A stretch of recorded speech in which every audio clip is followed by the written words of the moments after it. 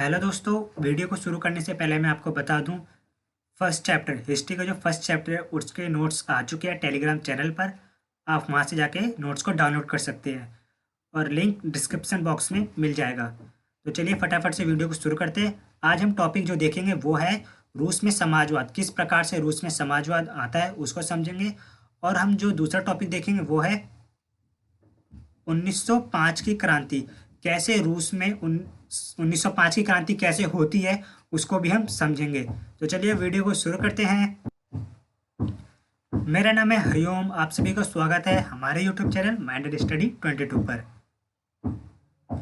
देखिए किस प्रकार से रूस में समाजवाद आता है, वहाँ पे समाजवादी पार्टियाँ कैसे कैसे बनती है, इन सभी को हम जानेंगे। तो देखिए और सभी यूरोपीय देश में तो समाजवाद को नहीं अपनाया जाता है, वहाँ पे उदारवादी रेडिकल इन्हीं की पार्टियाँ बनती है और इन्हीं की सत्ता, मतलब यही सत्ता में भी आते हैं, पर समाजवाद को वहाँ पे नहीं अपनाया जाता है। पर रूसी एक ऐसा देश है जहाँ पे समाजवादी पार्टियाँ आती हैं और ये सत्ता में भी आती हैं। तो कैसे आती हैं इसको समझेंगे और समाजवाद कैसे रूस में पहले आता है उसको भी समझेंगे। तो देखिए 1914 से पहले जो भी समाजवादी पार्टियां बनती है, जो मतलब मार्क्स की विचारधारा पर जो समाजवादी पार्टियां बनती हैं, तो उनको गैर कानूनी मान्यता दी जाती है, क्योंकि इन्हें मतलब जो राजा होता है वहाँ का, तो वो इन्हें कानूनी रूप से दर्जा नहीं देता है, कानूनी दर्जा नहीं देता है, जिसके कारण इन्हें गैर कानूनी रूप से वहाँ पे अपना कार्य करना पड़ता है। अब देखिए पहली पार्टी बनती है, वो बनती है 1898 में Russian social democratic workers party. इसका गठन होता है 1898 में। तो देखिए ध्यान रखिए इस डेट को, क्योंकि ये डेट पूछी भी जा सकती है। और देखिए इसका हिंदी नाम है रूसी सामाजिक लोकतांत्रिक श्रमिक पार्टी। ठीक। और देखिए अब सरकार का इतना आतंक होता है जिसके कारण इन्हें गैर कानूनी रूप से काम करना पड़ता है, ये कानूनी संगठन का रूप मतलब नहीं दिया जाता है इन्हें, तो ये गैर कानूनी रूप से काम करते हैं। अब ये जो पार्टी होती है Russian social democratic workers party, ये अपना खुद का अखबार भी निकालती है, ये अपना खुद का अखबार निकालती है, जिसमें ये क्या करती है मजदूर वर्ग को इकट्ठा करने के लिए और जो वहाँ का राजतंत्र होता है उसके खिलाफ आंदोलन करने के लिए काम करती है, और ये मजदूरों को अपनी तरफ इकट्ठा करने के लिए भी कोशिश करती है।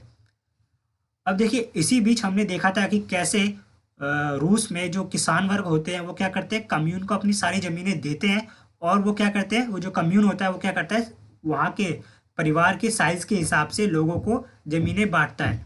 तो ये जो चीज़, ये जो प्रक्रिया होती है, ये देखते हैं समाजवादी जब ये प्रक्रिया को देखते हैं तो उनको ऐसा लगता है कि रूस की क्रांति जो होगी वो क्या होगी, किसानों के बलबूते ही हो सकती है, क्योंकि ये जो प्रक्रिया है एक तरीके से समाजवादी प्रक्रिया है। उन्हें लगता था कि जो रूस में जो क्रांति आएगी और ये किसानों के कारण आएगी, और ये जो रूस है बहुत ही जल्दी क्या बनेगा, समाजवादी देश बहुत ही जल्दी बनेगा, उनको ऐसा लगने लगा। तो जिसके कारण 19वीं सदी के आखिर में क्या करने लगते हैं, जो रूस में ये ग्रामीण इलाकों में समाजवादी लोग सक्रिय होने लग जाते हैं, बहुत ज़्यादा सक्रिय होने लग जाते हैं ग्रामीण इलाकों में, और ये किसानों को अपनी तरफ इकट्ठा करने लगते हैं। क्यों? क्योंकि किसान, इनको लगता है कि किसान जो है वो समाजवादी भावना को अपनाएंगे बहुत जल्दी। तो जिसके कारण ये समाजवादी ग्रामीण इलाकों में सक्रिय होते हैं, और 1900 में ये क्या करते हैं, अपनी खुद की एक पार्टी बनाते हैं जिसका नाम रखते हैं सोशलिस्ट रेवोल्यूशनरी पार्टी, क्योंकि उन्हें लगता है कि ये क्रांति करेंगे किसान और ये जो समाजवादी भावना को मानते हैं, तो जिसके कारण ये अपनी पार्टी बनाते हैं सोशलिस्ट रेवोल्यूशनरी पार्टी। और इस पार्टी का हिंदी में नाम है समाजवादी क्रांतिकारी पार्टी। देखिए इसकी भी डेट याद रखिए, ये भी इंपॉर्टेंट डेट है। अब देखिए ये क्या करती है पार्टी, ये जो पार्टी है ये क्या करती है, ये किसानों की हक की बात करती है, और जो सामंत के पास जो ज़मीनें होती है, जो कब्जा किया होता है सामंत वर्ग, उनको ये क्या करता है, ये कहता है कि फ़ौरन से किसानों को ये ज़मीनें सौंपी जाए। ये सब ये किसानों के हक में बात करती है। अब देखिए इसी प्रकार किसानों के सवालों पर क्या होता है, जो ये Russian social democratic workers party है और ये सोशलिस्ट पार्टी है, मतलब ये जो पार्टी है ये इनसे सहमत नहीं होती है। इनसे सहमत क्यों नहीं होती है इसको देखते हैं हम नेक्स्ट स्लाइड में। ये जो लेनिन है ये Russian social democratic workers party के हैं। तो लेनिन का मानना होता है कि किसान क्या है, एकजुट बिल्कुल भी नहीं है, क्यों एकजुट नहीं है? क्योंकि इन किसानों में क्या ये किसान जो है बटे हुए हैं। कैसे बटे हुए हैं? हमने देखा भी था कि कैसे अमीर कोई कुछ किसान है जो अमीर है, कुछ किसान है जो गरीब है, और बहुत से ऐसे किसान हैं जो दूसरे के यहाँ पे जाके खेती करते हैं, और इनमें बहुत ही ज़्यादा विभेद है, आपसी मतभेद है इनमें बहुत सारे, जिसके कारण ये एकजुट नहीं हो सकते और ये समाजवादी आंदोलन का हिस्सा भी नहीं बन सकते, ऐसा इनका मानना होता है।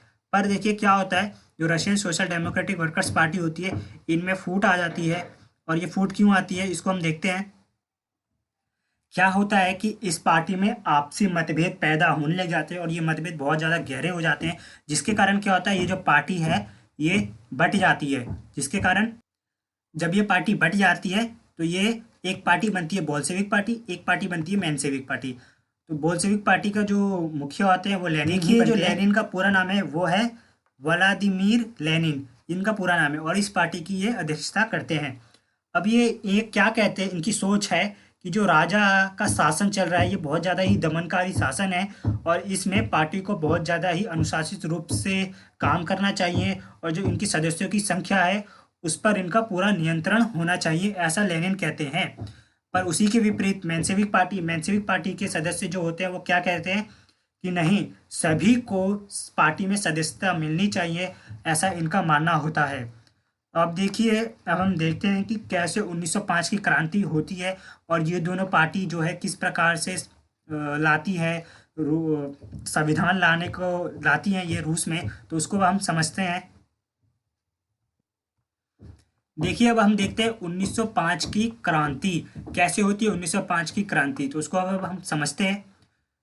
अब रूस क्या होता है, वहाँ पे जो राजतंत्र चल रहा होता है वो बहुत ही ज़्यादा निरंकुश राजशाही होता है, ये जनता के प्रति जवाबदेही नहीं होता है, और ये बहुत ज़्यादा ही मतलब आतंकी राज करता है। और ये क्या करता है, अभी तक और देशों में जैसे 20वीं सदी तक तो और यूरोपीय देशों में संसद को तो अपनाया जाता है, पर रूस में नहीं, रूस में इसकी मान्यता नहीं मिलती है, जिसके कारण यहाँ पे अब लोग क्रांति पे आ जाते हैं, क्रांति करने लगते हैं। अब देखिए इसके लिए क्या करते हैं, उदारवादी जो वर्ग होता है, जो मतलब उदारवादी जो विचारधारा के लोग होते हैं, वो सोचते हैं कि हमें एक मुहिम चलानी चाहिए जिसमें सभी लोगों को इकट्ठा करना चाहिए, जिसके कारण ये जो रूस का जो राजा है ज़ार, इसकी सत्ता को ख़त्म कर सकेंगे। तो ये एक मुहिम चलाते हैं जिसमें ये क्या करते हैं, संविधान बनाने के लिए सोशल डेमोक्रेट और समाजवादी क्रांतिकारियों को इकट्ठा करते हैं, किसानों को इकट्ठा करते हैं, मजदूरों को इकट्ठा करते हैं, और जो किसान और मजदूर में जो बटे होते हैं उनको एक करने की कोशिशें करते हैं। अगर जब एक होंगे तभी तो क्रांति की जा सकती है। तो ये ऐसा एक पहले तो मुहिम चलाते हैं, और इस मुहिम में इनको बहुत से लोगों का भी समर्थन मिलता है। तो जैसे हमने देखा था कि रूस में एक धर्म के नहीं और भी धर्म के लोग रहते हैं, तो ठीक उसी प्रकार जो मुस्लिम बहुल इलाका होता है वो इनका क्या करता है, समर्थन करता है। तो जब इनका समर्थन करता है तो जिसके कारण जो बहुत से ऐसे राष्ट्रवादी होते हैं जो पोलैंड से होते हैं, तो वो भी इनका समर्थन करते हैं रूस में संविधान लाने के लिए, संसद लाने के लिए। अब देखिए क्रांति से पहले एक घटना होती है, 1905 की क्रांति से पहले एक घटना होती है जिसके कारण 1905 की क्रांति बहुत बड़े लेवल पे होती है, जिसके कारण संसद को अपनाया जाता है। तो उस घटना को हम देखते हैं पहले। जो 1904 का समय होता है ये बहुत ही ज़्यादा बुरा समय होता है। अब ये मजदूरों के लिए बहुत ज़्यादा बुरा समय होता है। ऐसा क्यों होता है? क्योंकि इस समय जो होती है वो महंगाई बहुत ही ज़्यादा बढ़ जाती है, महंगाई जो है आसमान छूने लगती है, और जो मजदूरों की वेतन होती है, मतलब जो उनकी तनख्वाह होती है, इसमें बहुत ही ज़्यादा भारी गिरावट आने लग जाती है। 20% की रेट से इनमें गिरावट आने लग जाती है। अब जिसके कारण क्या होता है, इनको अपना जीवन यापन करने के लिए जो दैनिक ज़रूरत होती है, इसके लिए इनका जो लाइफस्टाइल होती है, मतलब इनको बहुत ही ज़्यादा परेशानियां आने लग जाती है, बहुत ज़्यादा मतलब दिक्कतों का सामना इन्हें करना पड़ता है। उसी बीच क्या होता है, 1904 में ये एक असेंबली बनाते हैं, असेंबली ऑफ रशियन वर्कर। अब ये असेंबली बनते हैं तो इस असेंबली में क्या होता है, बहुत सारे वर्कर जुड़ते हैं, इसके सदस्य बनते हैं। अब इसमें से जो ऐसे 4 वर्कर होते हैं जिनको नौकरी से निकाल दिया जाता है, और ये कहाँ पर नौकरी कर रहे होते हैं उसको हम देखते हैं, मतलब उस कंपनी का क्या नाम है जिस कंपनी में ये नौकरी कर रहे होते हैं। प्यूतिलोव आयरन वर्कर, इसमें ये 4 जो सदस्य होते हैं इसके, उनको नौकरी से निकाल दिया जाता है, जिसके कारण क्या होता है, सेंट पीटर्सबर्ग में भारी भीड़ इकट्ठा होना शुरू हो जाती है, और मजदूर साहब क्या करते हैं, मजदूर साहब अब इसके खिलाफ आंदोलन करना शुरू करते हैं। अब देखिए इसमें करीबन 1,10,000 से भी ज़्यादा मजदूर क्या करते हैं, आंदोलन करते हैं। और ये क्या होता है कि ये जो आंदोलन होता है बहुत बड़ा होता है, और ये क्या होता है, इसमें बहुत सारी मांगे भी रखते हैं जो मजदूर वर्ग होता है। अब साथ ही साथ इसमें अपनी बहुत सी मांगे भी रखता है। वो मांगे क्या होती है कि देखिए, ये मांगे रखता है कि वो मांगे होती है कि इनकी जो सैलरी है उसको बढ़ाया जाए पहले, क्योंकि बहुत ही ज़्यादा समस्या आ रही थी। तो ये पहले कहते हैं हमारी जो सैलरी है उसको बढ़ाया जाए, और जो काम के घंटे उसको कम किया जाए, जिनसे इनसे 15-15 घंटे काम कराया जा रहा था। तो अब ये कहते हैं कि हमारे काम के घंटे को भी कम किया जाए, ऐसी ये मांगे उठाते हैं। और ये कहते हैं कि देखिए, जो हम जो काम करते हैं उसको मतलब उसमें सुधार करना चाहिए। बहुत ही ज़्यादा मतलब दिक्कतों से इनको काम करना पड़ता है, तो उसमें भी कुछ सुधार करना चाहिए। कार्यस्थल है जो उसमें भी सुधार करना चाहिए। ये इस इन सभी मांगे करते हैं, और ये मांग के चलते हड़ताल पर चले जाते हैं। ये सब मजदूर होते हैं फैक्ट्रियों को छोड़ के अभी हड़ताल पर चले जाते हैं, मतलब फैक्ट्रियों में अब ये काम करने नहीं जाते और ये आंदोलन करना शुरू कर देते हैं। इसी बीच क्या होता है, पादरी गैम्पॉन के नेतृत्व में मजदूर जो वर्ग होते हैं, जो सभी मजदूर होते हैं, वो जुलूस निकालते हैं। और ये जुलूस होता है, ये बहुत बड़ा जुलूस होता है। और जब ये जुलूस विंटर पैलेस के पास से गुजर रहा होता है, ये विंटर पैलेस क्या है, ये राजा का महल है, जार है जो उसका ये महल है, उसके पास से जब गुजर रहा होता है तो देखिए क्या होता है, नेक्स्ट स्लाइड में हम देखते हैं। तब उन पर हमला कर दिया जाता है, मजदूरों पर हमला कर दिया जाता है। तो ये हमला कौन करता है, तो ये हमला करते हैं वहाँ के पुलिस और कोसैक्स जो होते हैं, ये मजदूरों पर हमला कर देते हैं। तो ये जब मजदूरों पर हमला कर देते हैं तो बहुत ही ज़्यादा त्रासदी होती है। ये बहुत बड़ा हमला होता है जिसमें क्या होता है, 100 मजदूर वहीं पे मर जाते हैं, उनका देहांत हो जाता है उसी समय। मतलब ये बहुत ही ज़्यादा परेशानी हो जाती है, और मतलब आतंकी माहौल हो जाता है कुछ ज़्यादा ही। और क्या होता है, 300 मजदूर वहाँ पे घायल हो जाते हैं, बहुत ही ज़्यादा त्रासदी त्रासदी मच जाती है। और इस त्रासदी को क्या कहा जाता है, खूनी रविवार का नाम दिया जाता है, क्योंकि ये जो घटना होती है रविवार के दिन होती है, जिसके कारण इसे खूनी रविवार का समय कहा जाता है। तो आई होप आपको यहाँ तक समझ आया होगा। तो देखिए, अब ये खूनी रविवार होता है तो जिसके कारण क्या होता है, लोगों में बहुत ज़्यादा आक्रोश आ जाता है, और वो क्या करते हैं, 1905 की जो क्रांति होती है, अब वो यहीं से शुरुआत होती है। इस घटना से ही 1905 की क्रांति शुरू होती है। नागरिकों में विद्रोह हो जाता है, मतलब नागरिक जो होते हैं वो नाराज हो जाते हैं, और नागरिक सब क्या करते हैं, अब ये हक की बात, अपने अधिकारों की बात और ये संविधान लाने की बात करने लग जाते हैं। और सभी वर्ग जो होता है नागरिकों में, अब वो विद्रोह करना शुरू कर देता है। जैसे विद्यार्थी होते हैं वो क्या करते हैं, वो कक्षाओं का बहिष्कार करने लग जाते हैं, जो उनकी क्लासें होती हैं उनका ये बहिष्कार करने लग जाते हैं। ठीक उसी प्रकार जो विश्वविद्यालय होते हैं, कॉलेजेस होते हैं, वो बंद होने लग जाते हैं। वकील होते हैं, डॉक्टर होते हैं, इंजीनियर, मध्यवर्गीय कामगार होते हैं, वो क्या करते हैं, अब ये मांग करते हैं कि नहीं, अब संविधान सभा की गठन किया जाए, संसद को मान्यता दी जाए। अब इसकी मांग करते हुए एक यूनियन बनाते हैं, और इस यूनियन का नाम है यूनियन ऑफ यूनियंस। ये यूनियन बनाते हैं कि जिसमें ये कहते हैं कि अब एक संसद बनाया जाए और रूस का अपना संविधान होना चाहिए, ये इसकी मांग करते हैं। तो चलिए नेक्स्ट स्लाइड देखते हैं।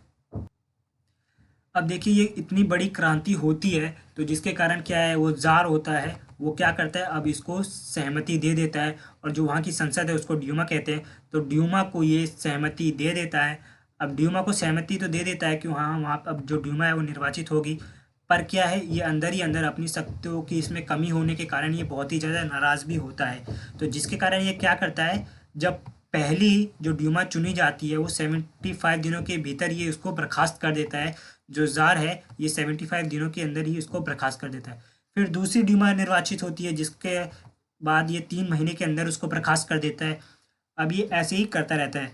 और जब ये दूसरी ड्यूमा को बर्खास्त करता है तो क्या करता है ये, अब करता है कि मतदाता कानूनों में ही फेरबदल कर देता है। जो मतदाता मतलब जो ड्यूमा में जो मेंबर जाते हैं चुन के, तो उनमें ही ये कानूनों में फेरबदल कर देता है। जिसके कारण जब तीसरी ड्यूमा चुनी जाती है तो उसमें क्या होता है, रूढ़िवादी नेताओं को ही भरा जाता है। जो रूढ़िवादी विचारधारा को मानने वाले नेता होते हैं, ये उनको ही इसमें भरा जाता है, और उदारवादियों और क्रांतिकारियों को इससे बाहर निकाल दिया जाता है।